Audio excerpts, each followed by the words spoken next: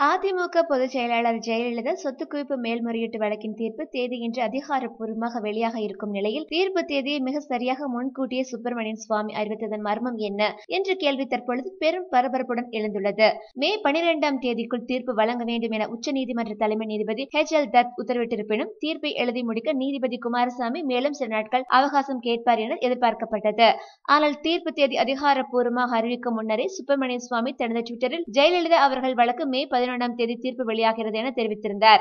நீதிமன்ற பதிவாளர் அதிகாரப்பூர்வமாக அறிவிப்பதற்கு முன்பே சுப்பிரமணியன் சுவாமிக்கு இந்த தகவல் எப்படி கசிந்தது என்ற கேள்வியால் கர்நாடக உயர்நீதிமன்ற வளாகம் பெரும் பரபரப்பு அடைந்துள்ளது. இது குறித்து கர்நாடக உயர்நீதிமன்ற வட்டாரங்கள் கூறுகையில், பாதுகாப்பு ஏற்பாடுகள் செய்வதற்கு போலீசாருக்கு போதிய கால அவகாசம் வழங்க வேண்டும் என்பதற்காகவே கடந்த வெள்ளிக்கிழமை இரவு தீர்ப்பு தேதி அதிகாரப்பூர்வமாக அறிவிக்கப்பட்டது. சனி மற்றும் ஞாயிறு ஆகிய 2 நாட்கள் இடையில் இருந்ததால் போலீசார் போதிய பாதுகாப்பு ஏற்பாடுகளை செய்துள்ளனர். சுப்பிரமணியன் சுவாமியின் அறிவிப்பு குறித்து தங்களுக்கு எதுவும் தெரியாது என்று கூறினர். மேலும் சினிமா செய்திகளை உடனுக்குடன் தெரிந்து கொள்ள கீழே உள்ள சப்ஸ்கிரைப் பட்டனை அழுத்தவும்.